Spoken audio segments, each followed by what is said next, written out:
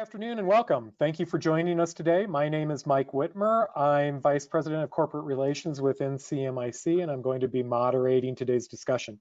I'm very pleased to have Crystal Misenheimer with us. She's done a webinar with us before, so I'm very glad to have Crystal back. Crystal is with Progressive Practice Sales, and she is lead broker.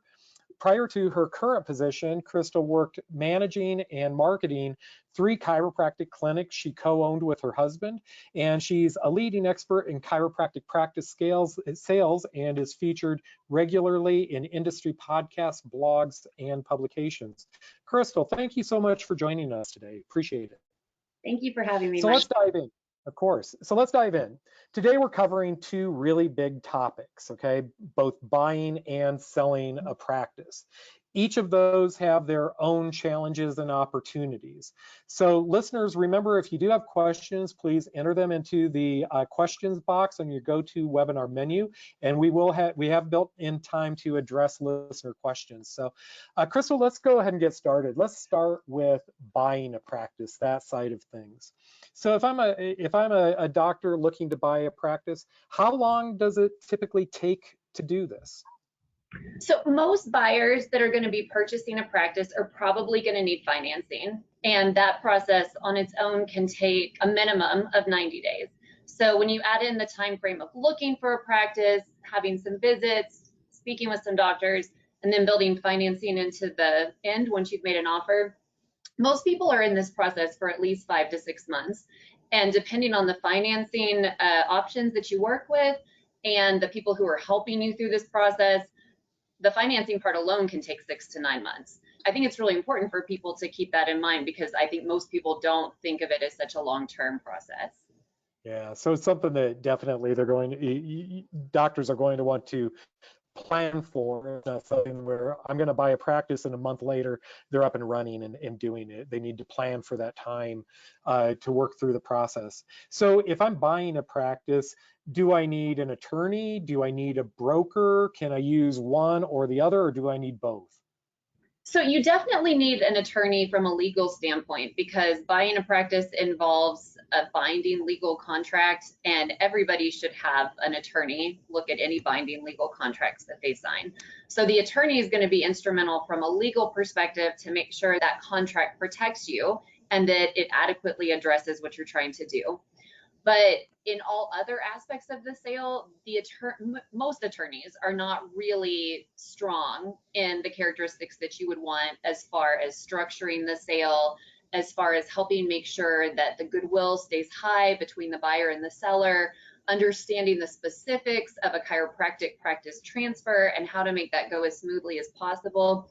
Those are the things that a broker can really help step in and make everything really streamlined, especially if you work with a broker who specializes in the chiropractic space.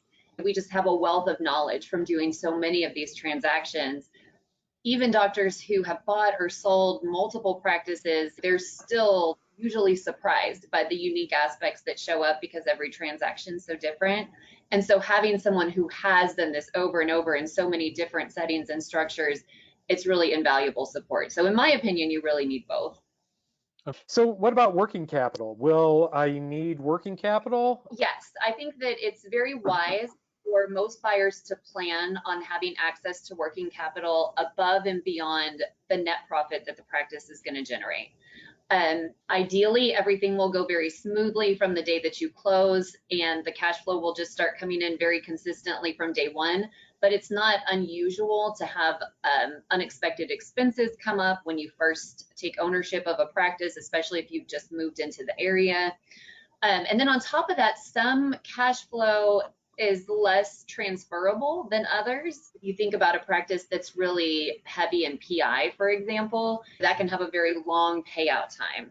And same with if the practice has a lot of prepaid services, the buyer may not immediately be able to have that same sign-up rate as the seller. They might just need to get a little bit more comfortable in the practice over the first few weeks. So if you have access to working capital, you have a little bit of a financial cushion that's just going to take a lot of the pressure off of you and give you a little bit wiggle room in case anything unusual comes up.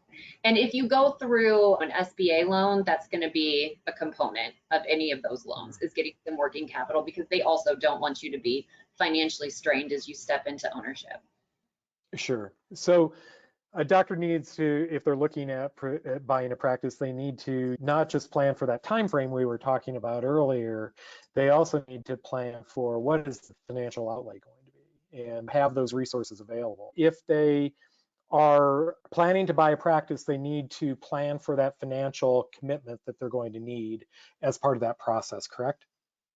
Definitely. And I think that it's really important to understand the practice that you're buying and what those revenue streams are to really properly project out what that's going to look like, because it's going to be different for every practice. Let's go on then. And I think that I'm experiencing, I think we've got it now. What are the practice ownership is not for everybody. What are the characteristics of people who successfully buy practices? Yeah, it's a good question, and it's something that people definitely need to think of before they embark on this journey, because obviously you take on a lot of risk when you buy a business, less than when you start from scratch, but you still want to make sure that you have a predisposition to do something like this. I would say people who, the buyers that we see do really well in these acquisitions a couple years later down the process, they do have a few characteristics that I would say they're all similar. One of those would definitely be that they're comfortable with risk. Nothing is without risk. And so there's a lot of decisions that have to be made both in buying a practice and then also in business ownership. And so you do have to have a comfort level with having some general risk in your life. I would also say that you've got to have an interest in business, not just chiropractic. I think most doctors, of course, get into this because they love the patient care component, and that is important. You've got to have a passion for that. But when you own a business, you're not just working in the business, you're working on it. So you have to have that interest in marketing and management and the finances in order to properly develop that investment that you're taking on. Sure. Something else that I would say that I see consistently in the people who are really successful, not just in the buyers we work with, but with the selling doctors too, is the willingness to work with consultants and practice management groups and new marketing ideas and vendors. They're always exploring ways to stay on that trend of where is this profession going and how can I optimize my practice, because most things don't tend to stay static. Everything sort of changes and ebbs and flows, and you need to be able to grab onto those waves and be able to move with the profession in order to optimize your return. Okay, thank you. If I'm looking at buying a practice and there's a price tag on it, how are practices valued? How do we come up with that price? Yeah, definitely. So this is a hard question to answer without a whiteboard. So I think it's easy to get lost in this, but I'll try and answer it as simply as I can. So essentially, a practice value or any business value is always going to be based off of two things. So on your one hand, you've got a financial metric, and on your other hand, you've got a multiple of that metric. So there's a lot of confusion, I know, from talking to buyers and sellers, what that financial metric should be. Some people say, well, it should be gross collections. Other people say that it should be net profit. And the truth is it's not really either of those, because those things won't necessarily be the same for the new owner. What it really is something called discretionary earnings. And discretionary earnings is the profit of the practice that will transfer to a new owner.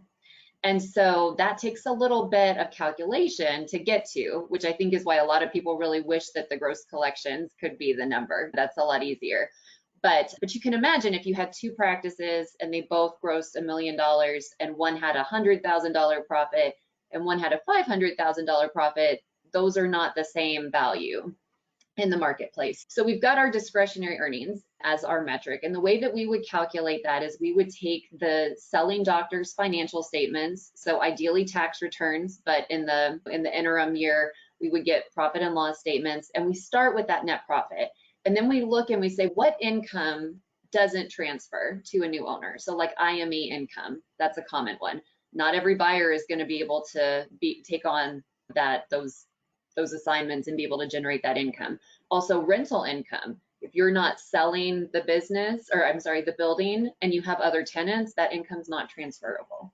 And then we look at the expenses and we say, what expenses are not transferable? Your travel and entertainment, or if you had an associate and they're no longer there, those types of things, we would take all that out. That's all really profit for the next owner. And then we look at what expenses should be there that aren't. So does your wife work and not get paid? And someone else will need to do that. Or do you own the building and not pay yourself rent, but someone else is going to have to pay rent? So all of that has to be factored in to get to that SDE. Once we have that SDE, then we can start looking at the multiple that would be applied to it. And the market conditions are always changing. And so there's a little bit of variability to it. But really, there's about 5 factors that really drive the multiple that a seller can charge and that a buyer will be willing to pay.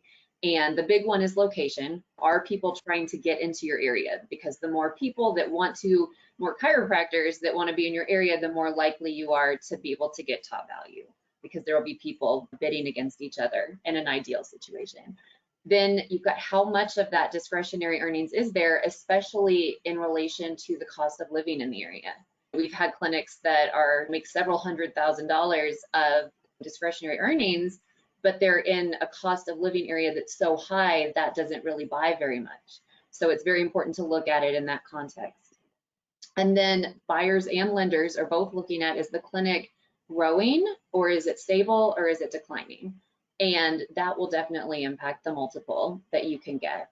And then how transferable is the practice? If it's something where the revenue is not necessarily very transferable, like a PI practice, again, those can be sold. But if you think about it, the cash flow that you've been taking in, that's because you have years and years of those receivables built up. If that can't go with the practice, then that buyer will take over and they won't have any profit coming out of it from day one. Or a practice that's very heavily built on the selling doctor's personality or a very niche technique, those are harder to sell because they're less transferable. There's fewer buyers that feel equipped to successfully take that over from day one. So that can impact the multiple.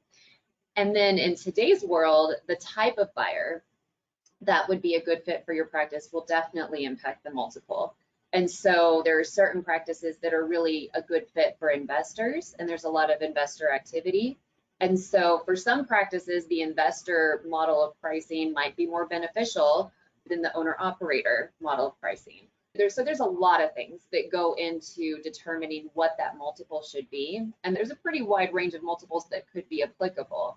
But that is how a practice is valued, is by determining that SDE and then figuring out where in the marketplace the multiple would fall based on those conditions. And just to give an example of what that math looks like, let's say that you had a clinic, $200,000 of discretionary earnings. It's got a 1.5 multiple, which is a common multiple for an owner-operator practice. It doesn't apply to everybody, certainly, but it is a common multiple for certain clinics in certain areas. And so that clinic would have a value of about $300,000 based on the normal formula. Okay. All right. Thank you. A lot goes into that, I can see. Yeah. Let's shift gears a little bit and talk a little bit about selling. And we do have questions coming in, so we'll get to those after we talk about selling a little bit. We talked about when you're buying a practice, how long does it take to sell a practice? Yeah. So industry-wide, I think informally, most of the brokers that specialize in this space would say about 12 to 18 months. And at Progressive Practice Sales, we average just under 8 months. So it's faster than that, but it's still a relatively long-term process. And that average also doesn't mean anything for a lot of people. Because again, if you're thinking about those factors, if your clinic is in a very desirable location, if it is a model where investors will be able to buy it, that can really change the time frame of the listing as well. Okay. So if I'm looking to sell my practice, how do I optimize my chances to be successful in that effort? How do I successfully sell my practice? How do I prepare for that? Yeah, it's a really good question, and it's really important because I think that the world is so busy, especially now, and when you're a business owner especially, it's really easy to just get caught up in the day-to-day and then get to the point where you're ready to sell, you're ready to be done, and you haven't been able to be intentional about it. And that really can impact a lot of people. It certainly impacts people that come to us when they haven't been able to be strategic about how they're preparing for the sale. So the first thing to know is that for the most optimal results, you really will want to plan about 3 years in advance. It doesn't mean that you can't have a strong sale if you don't plan 3 years in advance, but that's going to give you the maximum ability to impact the way that you've got your business structured and your financials structured, because then you're able to set up your tax returns properly for 3 years. And that's going to be one of the most important bases of determining that discretionary earnings. And that's going to determine the ceiling that a bank is going to be able to lend on your practice. And so I highly recommend that all doctors should really do some form of exit strategy planning for their practice. And that's very different from the exit strategy planning that you do with your financial advisor, where you figure out, what do I need to retire? The open marketplace doesn't go off of what people need. It goes off of what the market conditions are. And so it's important to look at your practice and say, okay, what does my practice need to be in order to meet my financial goals? How do I need to grow it? How do I need to change the operations? How do I need to adjust the way that I'm tracking my expenses? How do I need to diversify my revenue streams so that when it's time to sell, not only can I get top value for it, but in some cases that it's actually sellable, because there certainly are some practices that don't sell. And that's a very sad and unfortunate thing for a doctor who has worked their tail off for a lot of years to get to the end and not be able to sell. But Forbes magazine did a study on this a few years back, and they determined that 70 to 80% of businesses listed for sale never actually sell. And one of the reasons that they cited was the lack of preparation. Another reason, and we see this too, is that the price point is not right for the marketplace. It's been arbitrarily decided, and when you're not priced properly, buyers tend to just move on past it. We don't often get an opportunity to try and justify a price that's not accurate for the marketplace. And I would also say that when you're thinking about that exit strategy, there's different models that you can sell your practice in. And the easiest and most successful model, in my opinion, is selling to a buyer in the open marketplace. A lot of people are surprised by that. They think it would probably be bringing a doctor in and doing a buyout over time. And we can talk about some of the reasons that's challenging, but by far, the model that's the most successful is selling to a buyer that has come to you intentionally for this short-term transaction. But for some people, that's a really hard model to be able to put together, just because of the way that the practice is built or where they're located. And so that requires time too, to think through how to optimize your chances. So I think time is the most important thing. And then I would definitely say pricing the practice properly. And then I would say that data preparation is really important. And that's probably the most boring thing that anyone could possibly talk about. But the truth is, and this will probably resonate with a lot of the doctors that are on this right now, is that you've been running a practice. And so anything that has to do with documentation around the finances or the operations, for most people, that's pretty secondary to taking care of the patients and making sure that the business is operating properly. And so when you don't have great documentation about what your practice is, what it does, why the numbers are the way that they are, it's really hard for a buyer to come in and understand what it is that you're selling. And a lot of people are really surprised when they come to us how much cleanup we have to do to get all of that into a very transparent and cohesive package. But without that, there's so many questions that come up that the buyer just gets stuck and the momentum is not allowed to carry the sale forward. Okay. I think that we have a question from a listener. I think that you addressed it in that last one. Says, my practice has been listed for sale for 5 years and has generated no interest. How can you help me where my existing broker has not?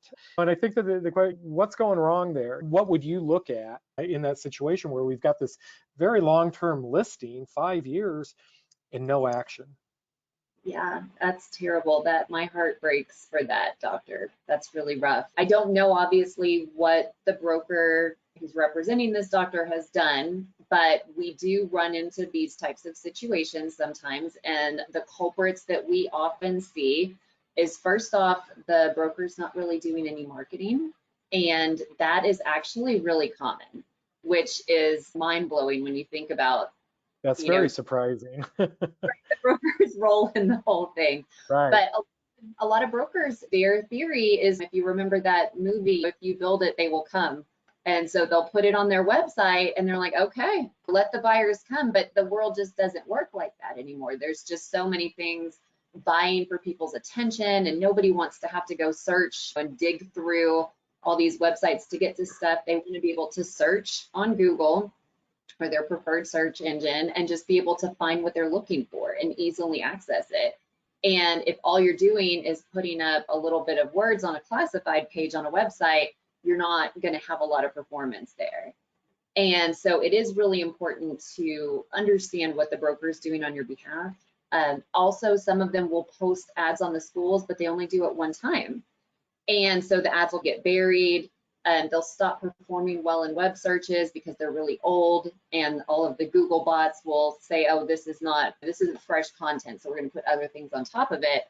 They're going to focus on things like my company does, because we're posting the ads every time that as often as the site will allow us, we're reposting ads. And we have an individual page for all of our practices, so we can optimize it for search engine optimization. So that page that's devoted to your practice will be able to show up typically at the top of page 1 of Google. And then we also do something that no other broker does, and that's that we invest really heavily in pay-per-click ads. So we spend thousands of dollars a month to make sure that on the off chance that we're not showing up at the top of the Google search, that our paid ad is. And that's just not something that other people do. And so if you're not getting that kind of market exposure, it's easy to understand how you would be getting buried under the people who are being more aggressive.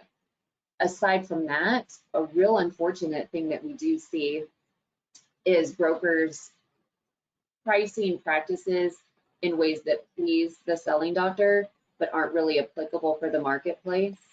And that's always really tough, because I don't know what this doctor's story is, but I would imagine it's been a discouraging 5 years. And it's hard to be doing your best and keeping your practice in tip-top condition and best numbers when you're feeling discouraged and possibly burnt out and tired and ready to retire. Once you've made that decision to sell, it's tough to hang in there for several years. So the practice may have even declined in that time. So that makes it even harder to sell at the possibly inflated number. And then we also see a lot of practices where the numbers are never updated. And so that is really unfortunate, because a buyer will see it and they'll say, ooh, I'm not sure that I want to dig into this, especially since what we just went through with COVID. They're looking at something that might have data from 2019, and they're saying, gosh, I don't even know, if they're not putting new information in there, it must be doing really bad. And of course, I don't know. It could be none of those things, but those are the common culprits we see. And then on top of that, I would say that there are some practices that are just harder to sell. A really niche practice, again, there's just not a ton of buyers that have familiarity with that technique. And so that can be harder. A practice in a location that people are not really trying to get into, there can be fewer buyers for that. But even in those situations, I would say 5 years is pretty long. I would say that's more, those tend to be more, maybe it's a 3-year process to find someone. But usually if your broker is being proactive with reaching out to people who are in the area, if the area is tough, so maybe going out a 200-mile radius, or if it's a technique, focusing on getting the information in front of all the doctors that are certified in the technique, there's different ways that you might be able to move the needle a little bit more. Okay, thank you. One thing I want to go back to here, because you mentioned it a couple times, is COVID and the impact that has on all of this. We have a couple questions related to that have come in. One is, if you use the P&L statements for the last 3 years, how does COVID impact the big financial picture? Yeah, that's a great question. And so basically, if the clinic has fully bounced back from COVID, then the banks are giving a pretty good grace period to that. You've got the world's best reason for a decline. And if it's completely come back, then it's not really a concern. But for clinics who have not rebounded, then the clinics hit a new normal. And in that situation, by now, that new value is pretty well established. And what I will say is that when your clinic goes down, again, not necessarily for COVID, but if it goes down just due to switching to part-time hours or burnout, it's really tough to recapture that value. As soon as you have a tax return that's locked in at those lower numbers, it takes you about 3 years to really fully get over that. So that's probably the biggest danger sign for people, is when they start to get burnout and they're really thinking about going part-time. If you're really wanting to capture maximum value for your practice, you're probably in a much more urgent situation than you realize. Okay, all right. And then along with it, how has COVID and the economy impacted the saleability of practices? And there's another one that I have on here that takes that a step further, with the uncertainty in the economy right now, with inflation, possibility of a recession. What does the market look like going forward? Yeah, I have a market report that's going to go out, I think, next week. And so anyone who's really interested in learning about the specifics of how all the different things are impacting practice sales, I would recommend going to progressivepracticesales.com and signing up for our email list. And so then just note that you're interested in selling, and you'll get added onto that report that I think goes out twice a year. But long story short, on the current market conditions, is the chiropractic marketplace and the SBA lending, which SBA funds about 70% of the sales that we do, at least, they tend to move a little bit slower than some of the other marketplaces. Certainly, we're hearing a lot about investor money starting to dry up, and that impacts a certain portion of our sales. We work with different private equity groups, and some of them have decided to put projects off or consolidate what they're working on just because of some of that market activity. But overall, the number of buyers that we have visiting our pages, the number of prospectuses, which is an informational pamphlet that we send out on our practices, the number of clinic visits and calls with our sellers, none of that has gone down at all in 2022. And it really spiked in mid-2020, and it's stayed really strong since then. So it's actually a great time to sell your practice right now. I would call it a seller's market right now. There's been fewer listings on the marketplace for, at least 9 months, I would say. And that has led buyers to be a little bit more open to locations and practice models and whatnot. We see people getting more pricing at the higher end of the scale that they would really be able to fall into. It's not crazy, the residential real estate market. A way that I like to talk to people who think it should be is, imagine if you listed your home for sale, but only chiropractors could buy it. So you wouldn't have that same crazy experience of people rushing in and making offers without inspections and whatnot. It would just be more contained. And so it is an active marketplace, but it's not quite to that level. But certainly the economy is changing, and certainly the interest rate increases are not helping things. And that certainly makes certain clinics more challenging for buyers to purchase. The SBA lenders that we work with, we've cultivated a network of national lenders that we work with that are able to take on the widest range of clinics and be able to move really quickly in the financing process. They always have sort of minimum loan amounts that they'll work with. And we've been able to get them to help on clinics as low as 150 over the past couple of years. It went up during COVID to 200, then we got them back down to 150. And I'm anticipating that's probably going to go up soon, because the cost of the debt service for the buyer versus some of the cash flow of some of these clinics that are in that $150,000 to $200,000 price range, it makes it so tight when you've got buyers who have student loan debt and they have a professional lifestyle that just includes other things as well, cars and houses and stuff. So there are certain clinics that are more impacted already from that than others. But overall, I would say that the marketplace is strong, and that I believe that it's going to be resilient through the end of the year. But I think if I was selling a practice, I would be nervous to be starting that process in mid 2023 based on what we're seeing right now. Okay, that kind of leads me to the next question. How do you know when it's a good time to sell? You know, I would imagine that's very personal, your stage in your life, and that's going to be a big factor. But these other, you know, larger macro issues are definitely going to come into play.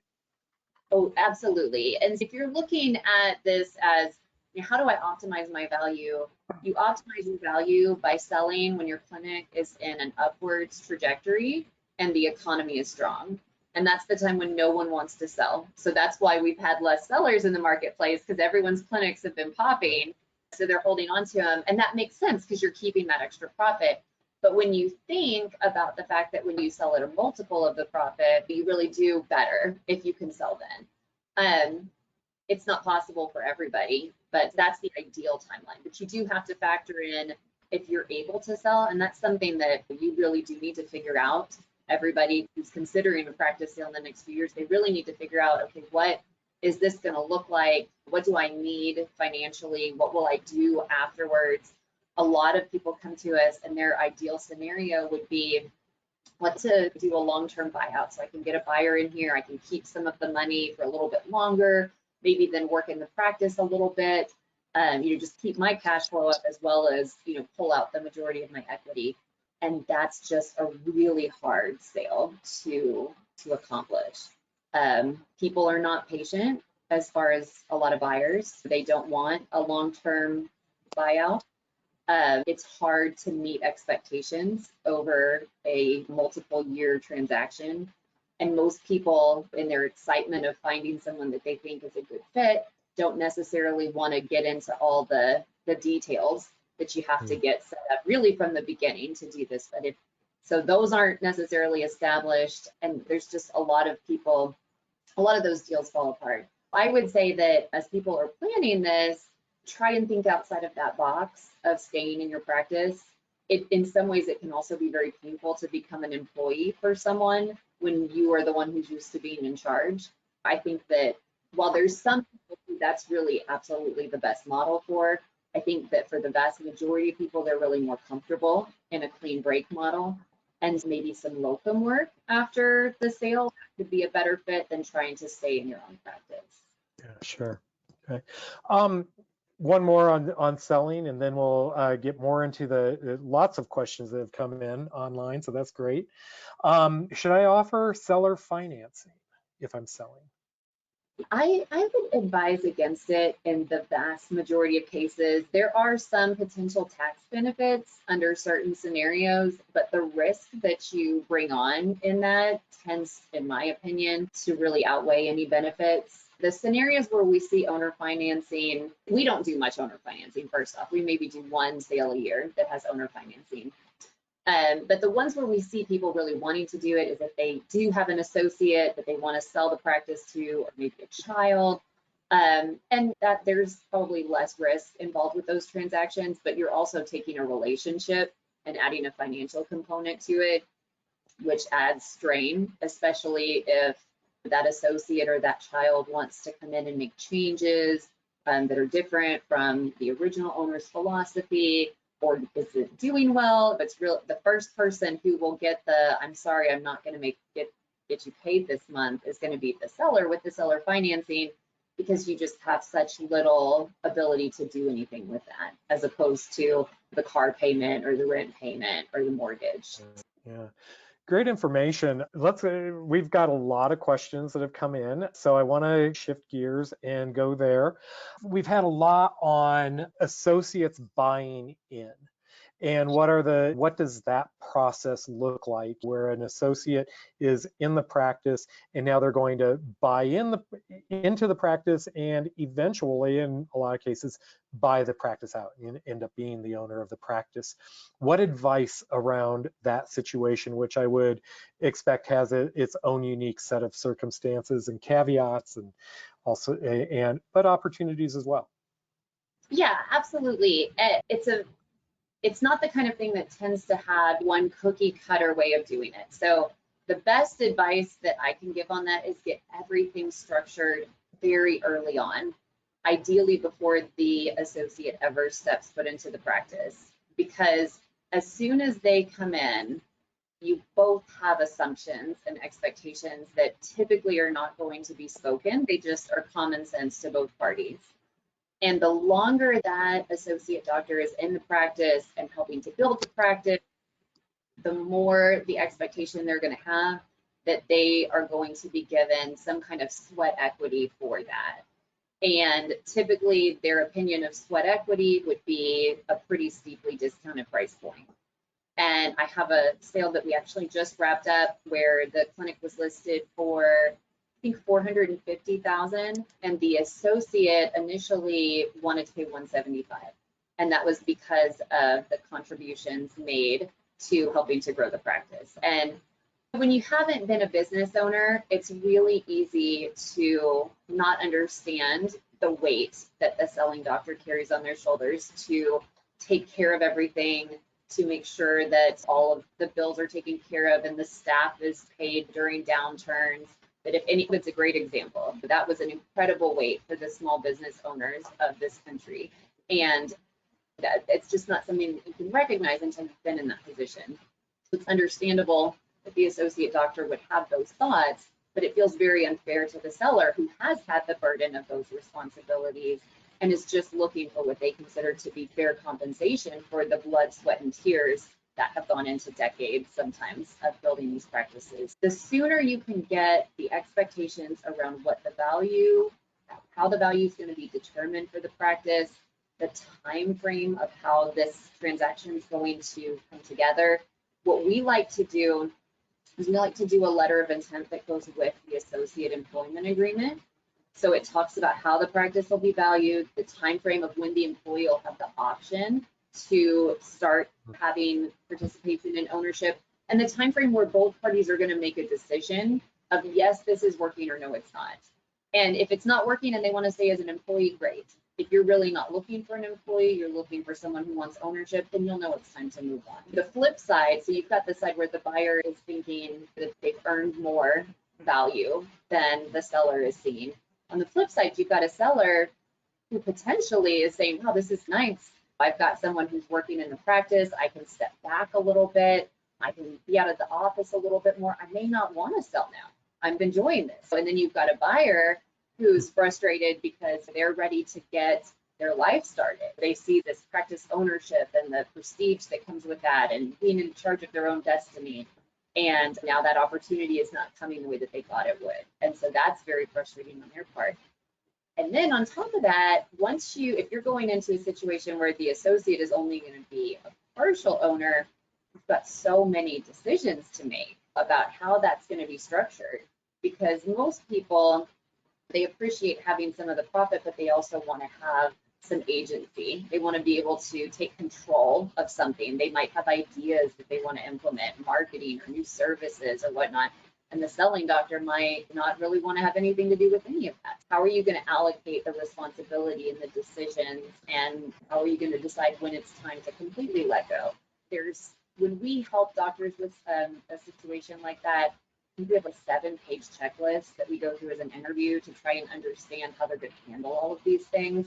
And then that goes into not only a letter of intent, but also an operating agreement, and of course, eventually a purchase. So it's just a much more complicated transaction, many more variables, and a lot longer time frame. And all of those things add risk to the transaction, not necessarily closing.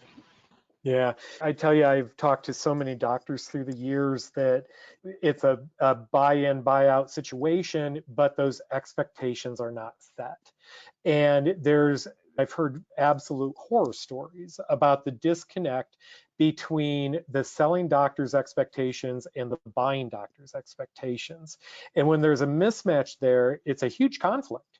So my question for you, and some that we've gotten in online, is so the lesson is have those expectations, the earlier the better. Have those all lined out. How does all this change if the purchasing doctor is the child of the selling doctor? It's a family member. No contracts are needed or anything in that case, right? And I'm joking, listeners. Those are the toughest ones because there's so much at stake. The worst thing that can happen is that you and your child stop communicating, that you can't have a cordial Thanksgiving dinner if you're trying to avoid each other.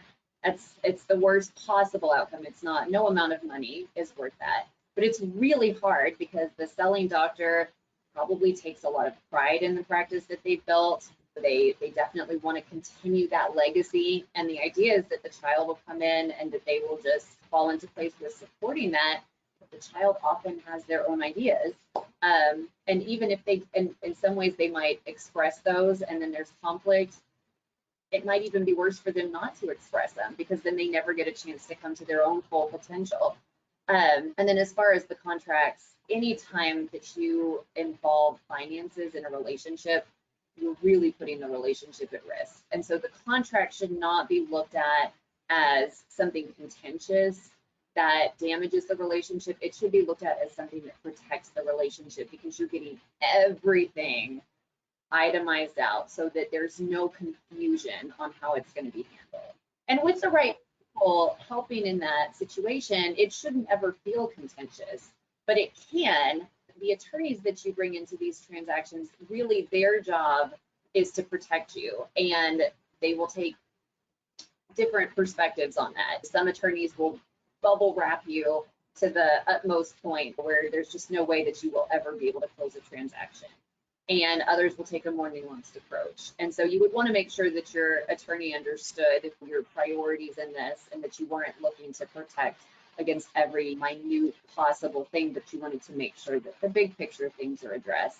But I think that's also the benefit of bringing a broker in, because when you bring a broker in to do consulting on this and help you to set it up, just a casual conversation, a conversation that comes with a lot of expertise and experience to be able to say, guys, it's wonderful that you guys feel so comfortable, but have you thought about this? Because this is something that we've seen in the past. And while that seems like that would work well, here's some of the outcomes from that you may not be thinking through. So nobody wants to pay for services that they don't need, but I think bringing someone in who has experience in something you've never done before and having them help you to structure something, I think it has an immeasurable return.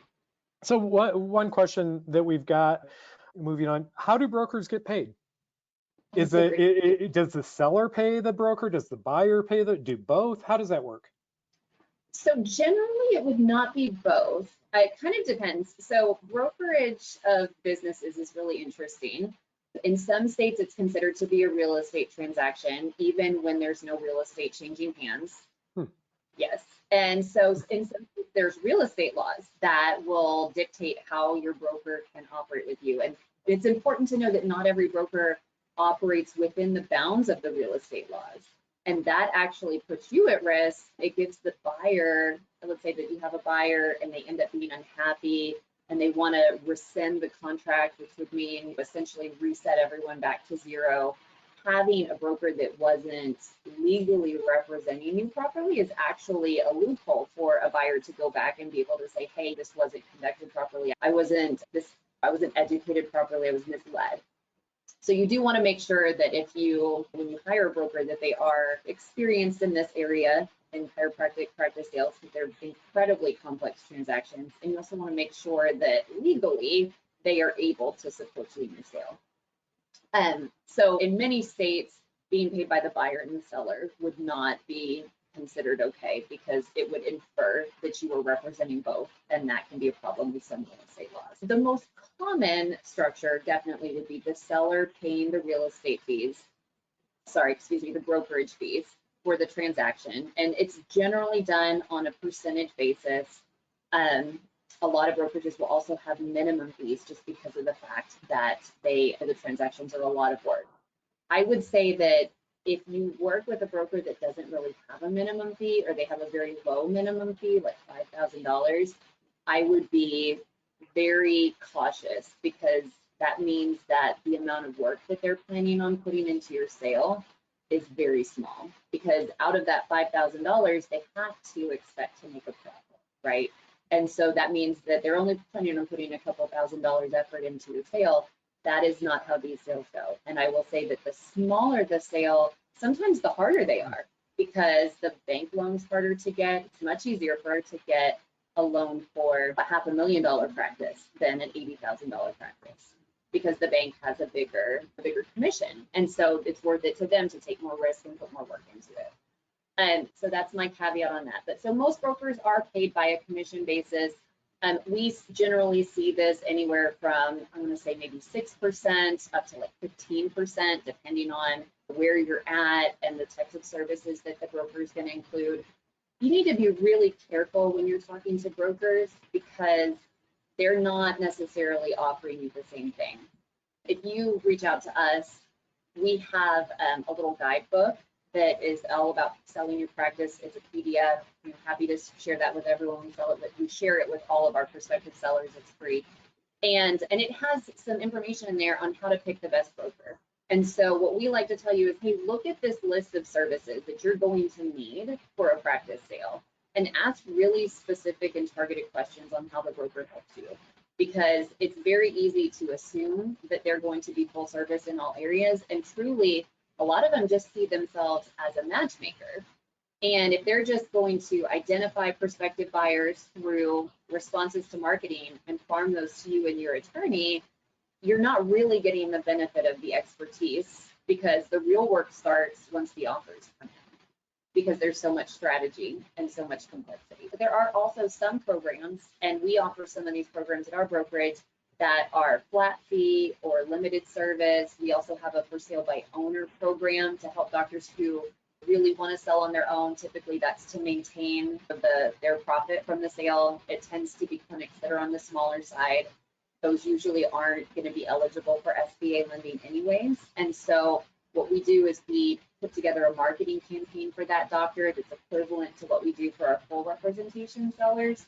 And then we coach the doctor, mostly through email, but also through a few strategic phone calls, on how to manage that sale themselves, so that as the buyers are coming in, we're directing the buyers to them, and they're able to take on those conversations and move the sale forward. So there can be other options aside from that commission.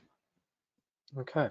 While we're on the topic of using a broker, can a broker be from a different state than where your practice is? So that falls back on that real estate information, and we do have that information if you wanted to reach out. Again, progressivepracticesales.com, not to keep plugging us, but we do have a list of all of the different states and what their real estate requirements are. So we have set up, I'm a licensed real estate broker in Tennessee, and then I have a network of co-brokers that I work with. So I can work in every state that allows a co-broker, which is every state in the US except for New Jersey and Iowa, and maybe there's one more, Nebraska. Those are the states that are just really particular about it. They only want a local business broker. But outside of that, it's possible to have a broker who's not inside your state. And in most states, I would say maybe 30 of them, there's no requirement whatsoever for real estate. Okay. Okay. We're on that topic of real estate and the role that plays in it.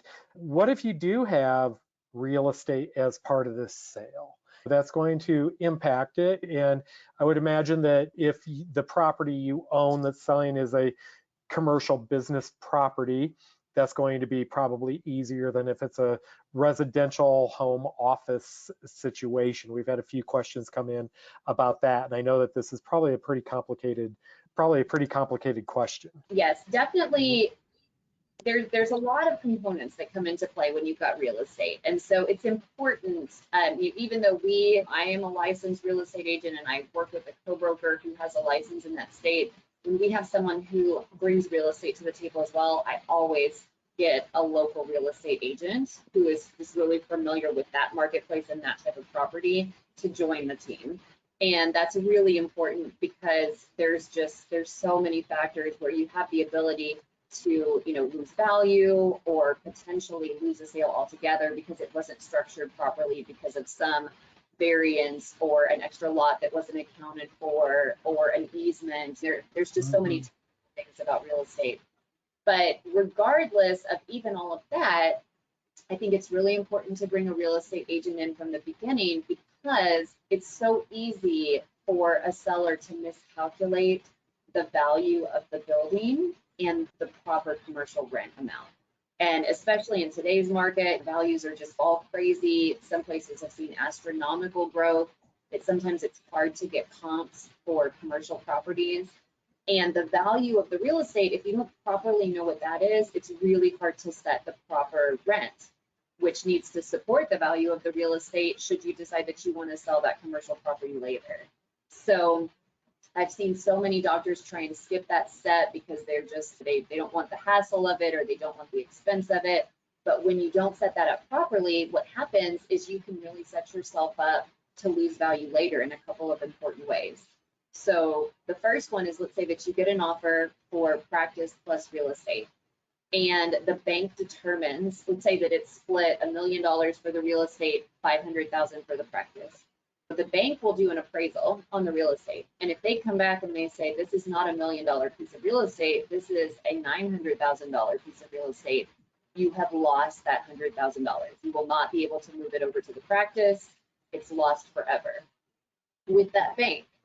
And you may be able to package this up and move to a different bank, but now you've doubled the sale timeline. The buyer might be saying, well, gosh, I don't want to pay that. The bank has said this is what it's worth. I want to pay what it's worth. And there's some buyers that really don't have a lot of options for lending as well, just because you've got all the student loan debt, and chiropractors as a whole are a little bit tough to find lending for. So that's one important way you can lose value. On the flip side, let's say that we talked about how the practices are valued based on the discretionary earnings, and that's the profit that transfers. We've said, based on the sellers providing us this information, the seller says, the rent for my property is $1,500 a month. And so we put that into the financial statements, and that's how we calculate the SDE and the discretionary earnings. So let's say at a $1,500 a month rent, we have a net profit of $150,000, or a discretionary earnings of $150,000. So then the seller gets an offer, takes it to his attorney. The attorney says, wait a minute, you can't charge $1,500 a month rent for this. You need to charge another $1,000 a month. It needs to be $2,500 a month, and you need to charge $500, of triple net fees. So now we're up to $3,000 in rent. So now our discretionary earnings has just dropped by $18,000, and then you add multiple on top of that. So maybe you just lost $25,000 of value on your practice that possibly we could have captured in another way if we had had the rent correct in the beginning. So it's one of those things you really want to get right from the beginning. Yeah, I can see that. Rural offices, are they selling? Is there a demand for rural offices? There can be. It's not, if you were in a hot spot, one of the real popular places that people are moving to, Orlando or Nashville, you're gonna have a lot more demand there. But we do sell some rural offices. There's a marketplace in other doctors in the area who are looking to expand. Often doctors in rural areas do really well, and so they have the money and the interest in expanding. If you can be in a rural location and have an associate in there, then you might have something that's pretty transferable. Another thing to keep in mind with rural offices is it's something that you would want to have a longer term plan for, because not everyone's going to be looking at that location, just maybe not even knowing that it's a location that is not knowing where it is necessarily even. But there's a little bit of luck in this too. If there's someone who's been looking, wanting to move out in the country, get a different pace of life, and they see your practice come online, they've already been looking, they might jump on it. You can never predict it, but when we get rural clinics, we tend to expect a little bit of a longer sale timeline. Sure. Okay. What about specialty practices? One question that we got said that they're a 100% activator doc, and that's why the patients come to that practice. But does that make it harder to sell? Unfortunately, it does shrink the audience, because an activator too is tricky, because you can do so many different things with activator. You can be you can be proficient in activator and use it in more of a basic way, or you can be one of the experts in activator and be doing really high level stuff with it. And how many chiropractors are there that can use an activator the way that you do? That's a big component of the marketplace that's going to be interested. But it's also true that just by nature of saying this is an activator practice, you're going to bring down the number of people who are going to look at it from the beginning, just because they might, the most common thing that people are looking for is the thing that they're most comfortable with. And that tends to be a diversified practice with many different revenue streams. Now, we like to talk to buyers and we tell them, hey, the riches are in the niches. That's what sets you apart competitively. Then if a joint comes into your neighborhood, you don't necessarily have so much price competition because what you do is different. We do try and educate the buyers that we work with on some of those competitive advantages, but overall, most of them are looking to mitigate risk, and they do that by picking something that they've experienced in the past. Yeah. You just mentioned franchises. Franchise organizations. Franchise organizations and corporate-owned chain practices are growing within the profession. What impact does that have on prospects for buying and selling an independent practice? It's interesting. It is putting some squeezes on the marketplace in unusual ways, though. At first, there was a lot of interest in the franchises buying up locations, and so they would not necessarily have the best multiples. They tended to be coming in with low ball offers and whatnot. But as the marketplace evolved and buyers became much more active over the past couple of years, most of those franchise owners have really adapted to the marketplace models. And the clinics that they've been buying, they've been having much more respectful offers. And they've actually become really great buyers to work with. Unfortunately, because there's so many franchise models and because there's so many investors that are out there, they're really putting a squeeze on the chiropractic labor force. So it's really hard to find associate doctors to staff these clinics. And so that's eventually led to a decline in the clinics that these franchises and the investor groups are really willing to take on, to the point where now, if it's not already staffed with an associate doctor or has a seller that wants to stay on, then they're not really interested in looking at it in most cases, unless they already have a doctor they're trying to place in the area. Okay. All right. We had one question come in, best advice on buying another practice's book. So I think what this is getting at is they're not buying the entire practice, they're just taking the patient list and transitioning patients from one doctor and one practice to another. Any advice on that type of transaction? Yeah, we've definitely helped some buyers and some sellers with that model, and it really can be a great way to capitalize on a doctor who's retiring and doesn't want to go through the whole practice sale process, or someone who has to leave the area quickly due to maybe a spouse being relocated or something like that. The pricing for that is usually much more competitive than buying an entire practice. You have to think about the similarities between your practice and theirs and see how, as far as the techniques and then the personality between the two different doctors, because those patients are going to be a little bit more transferable. I would say that sort of the sweet spot in those transactions is to see if you can get the selling doctor to come in and work in your clinic for a couple of weeks. You'll have to pay extra for that, but it gets the patients coming in, and it lets him do an in-person personalized endorsement of the new doctor to the patient. And you can use a little bit of an emotional kind of heartstring messaging on that. The doctor can send out emails and letters and stuff saying, please make sure to come in and see me before I leave town or before I retire. And so it can just really increase the conversion of the patients that switch. Okay, reading through, a lot of questions come in, so that's great. Another question related to valuation. Does the value of a clinic only include intangibles, i.e. equipment, not included in practice price? Oh, that's a great question. So no. So the valuation covers the intangible or the goodwill, which is the value of things like the patient list and the community reputation and the phone number and the website and the Google reviews and all of those things. And it also includes the equipment that is used to generate the cash flow for the practice. And in most cases with chiropractic practices, that tends to work out okay because the vast majority of the value is in that goodwill. And so the physical assets, they support the ability of the buyer to be able to get a loan because there's some physical collateral, but it's usually not a huge component of the purchase price.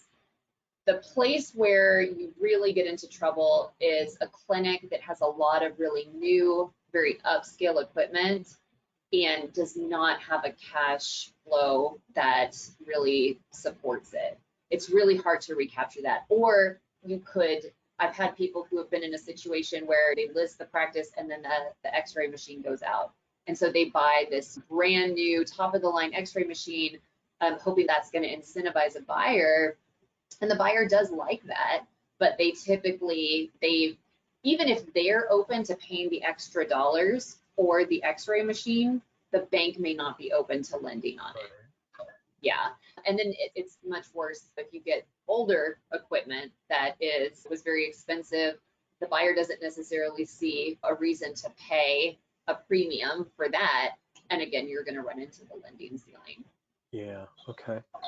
All right, I've got a long one, and it's a specific situation. So if you'll bear with me, Crystal, while I read through this. The doctor I'm interning with, it owns the building.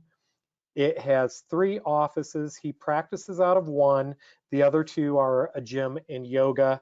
He's known me for most of my life, so he wants to gift me the entire practice, pay for some of the equipment, and I would just pay the monthly rent and overhead, so I'm not buying the practice, but renting the space and literally gifted a well-known established practice. I know that you're saying can apply to both scenarios, but anything to consider in my situation. I would say that's a pretty unique situation. It is definitely, it sounds like it could be amazing. And yeah, the lifelong relationship between the buyer and the seller, I'm sure it's going to be a positive situation. What I would say is that you would just want to get it in writing so that you see all of the details, because sometimes the big picture conversation doesn't capture all of the details. And then you would definitely want to understand what the rent was and any additional fees like triple net or CAM fees, which can be associated with leases, so that you can understand what the actual cost is. I have seen other doctors who, I'm sure not like your doctor, but I have seen other doctors create other predatory agreements like this that sound really great until you get them. And so what I would say you would want to do is you would just want to ask that doctor to give you the lease agreement and to also give you the tax returns and the financials. And then we actually do something called a clinic review. I don't know that would be a perfect match for something like this, but it does go through and it determines that discretionary earnings. You can see what the cash flow of the practice is. And that's really important even if you're not paying for it, because you need to understand how much expense there is and how much profit's coming in. How does that profit match up to your personal expenses? How does the rent factor into the rest of the overhead? Ultimately, if you're buying a practice that one doesn't support, or even being gifted a practice that doesn't support you financially and you're underwater, where you're going to have more expenses going out than profit coming in, that it's not a benefit, even though you're not paying for it. And then on the flip side, a practice that has a really low profit margin, I guess that's not really the flip side, but that's also something that we see in some of these scenarios, is that the practice maybe has gone down over the years just because the sellers step back. They don't have the rent expense. For them, it seems like this is a great deal, but once you add in that rent expense, the profit margin might be so tight that it's putting you at a place of pretty high risk. And since you're not getting a bank loan, you don't have any working capital, and that's a very risky place to be as a new entrepreneur. I think you should be really appreciative and kind. I just think you need to understand what you're walking into to make sure that the generosity that the doctor is expressing is still a good fit for your scenario. Yeah, due diligence, like with everything else. Even though it seems like this is a great deal, still due diligence is needed, and need to do your homework on it. Okay, a few more here. Multidisciplinary practice. Okay, so we have a practice that has a chiropractor, PTs, maybe some other types of providers. The question is it beneficial to divide that practice up? for sales. The chiropractic practice is being sold separately from the other ones that may or may not be getting sold. Any thoughts on that? Yeah, I would definitely advise against that. Against splitting it up, right? Against splitting it up. Okay. In general, you're going to see a higher return for all of the profit combined into one. That tends to increase your multiples. And it's so much work to break a business apart. In some cases, it won't be eligible for lending if you do that, because there's just not enough stability in the way that the costs and the income have been allocated for a bank to feel comfortable about it. I've seen people break apart clinics where they've got a satellite clinic attached to their main clinic and all the financials are intertwined, and they just want to let go of the satellite location. And the only reason that usually is beneficial for them is to get out from under that liability for the other lease, because otherwise the work that has to go into it and the lower value, tend to work against them. Okay, all right, a couple more. Are there drawbacks to selling to an investment group? We've talked about investors versus owner operators.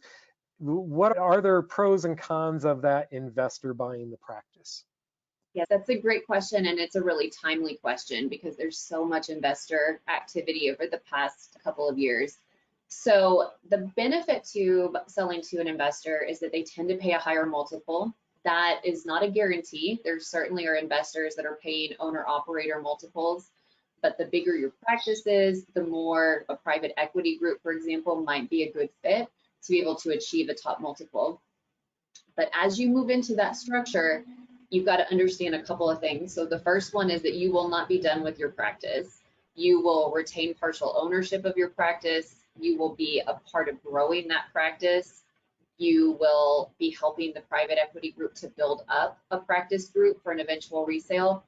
And that group will be analyzing your excitement about all of this. And so if you're not truly passionate about the idea of growing a group of chiropractic clinics for a private equity group, then it's really probably not a good fit, because they're not going to expect 80-hour weeks or anything like that, but they are going to expect you to be really passionate and involved in trying to grow that, because the idea is that all of the doctors that participate in this group will work to grow their own practices, possibly create new practices, either through identifying acquisitions in the community or starting new locations, all of this at the investor's dollar, of course, but your hard work. And the idea is that eventually the discretionary earnings of this group will be so large that they will be able to roll all of the clinics up and sell them to a larger investor at a much higher multiple. And so then, even though you've only retained maybe 20% of your original practice, that ownership stays with the group. And so any growth that happens in any of the other clinics that you're participating in, as well as your own, you get to capitalize on that at the much higher multiple. So they call the second sale the second bite of the apple. And it's possible that your second bite of the apple might be as big as or even bigger than your first exit payout. But there's obviously a lot of work in there that happens. So you've got to be excited about that.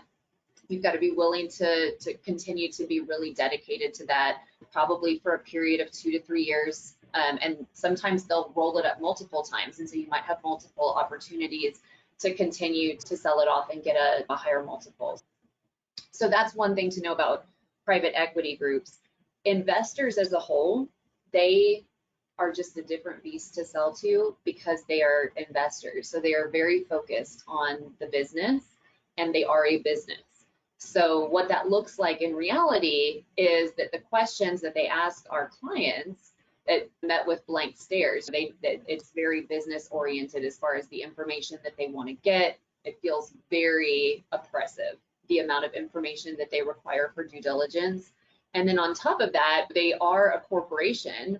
And so they have a board that they have to go get everything approved by. So it's a very onerous, time-consuming process to sell to a lot of investors. Yeah. And Mike, I apologize. My battery is about to die. I'm just going to turn off my camera for a minute and grab a cord, and I'll be right back. Okay, thank you. We'll go on pause for just a moment here, and Crystal will be right back. We just have a few minutes left. I will say at this point, we have about 15 minutes left of allotted time. If you do have additional questions, go ahead and submit those now, and we will get to those. And it looks like Crystal's back. Everything working? Yes. Perfect. All right. Thank you. Just a few more here, Crystal. Quote one question. You mentioned the qualities of a buyer. How do I, as a seller, evaluate that buyer, evaluate that the buyer has the right qualities? I would imagine there's quite a bit to unpack there. Definitely. I think that the most important thing that a seller needs to identify when they're walking into a practice sale is what's your primary goal? And so everybody wishes that in an ideal world you could get top dollar for your practice in a time frame that is ideal for you and with a buyer who you feel like is a great fit and will really maintain the legacy of your. So that's the ideal, but in reality, most people are lucky to get two of those things. And when it does happen, where all three come together, those are like legends around our office. We really do have to set your expectations appropriately that you should pick one thing to be your primary focus. And so if your primary focus is for top dollar, then you're probably not going to have a lot of control over the buyer that you get.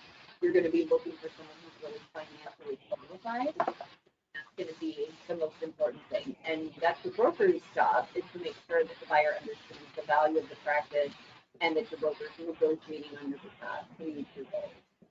If your goal is to sell as quickly as possible due to a health challenge or burnout, obviously at that point you're just looking for a ready, willing, and able body. And so, the first person that comes along that's able to do it right away, you don't really have any qualifications outside of that. The one where you really have the most sort of impact on picking your buyer would be the legacy. Wanting to make sure that your practice is well taken care of, your patients are cared for in a similar treatment manner. That the practice will continue to be a shining light in the community. And those sales, they can be some of the longest sales. So it's important to know that for a little bit longer process, unless you happen to be in an area where there's just a ton of interest, then you may be able to get that holy trail in a faster time frame. But I would say that the most important thing that you need to do is you need to understand how the buyer treats. So definitely adjust each other on that first clinic visit. You want to understand what the buyer is looking for, both from a lifestyle perspective, from a practice perspective. Why are they buying a practice? Understand what it is that they're looking for personally and seeing if that seems to align with the goals that you have in your practice. It does work out sometimes that way, and it's really sweet to see those buyers and sellers sort of giddy and hugging at closing and whatnot. But I think that when you're in a situation where you're selling a chiropractic practice, you probably know better than me. I think a few years ago there was estimated around 60,000 chiropractors in the U.S. Is that still? Yeah, the number of practicing chiropractors is a hard number to get to because of licensing in multiple states. And the best estimates are between 65 and 75,000 practicing active chiropractors in the U.S. Yeah, so you got that. And of those chiropractors, how many doctors are in the market to buy a practice of your size, in your community, and your technique? That's your marketplace right there. And for some people, that's one doctor every 3 months. For others, it's 5 a month. And so you just have to make a decision as you're going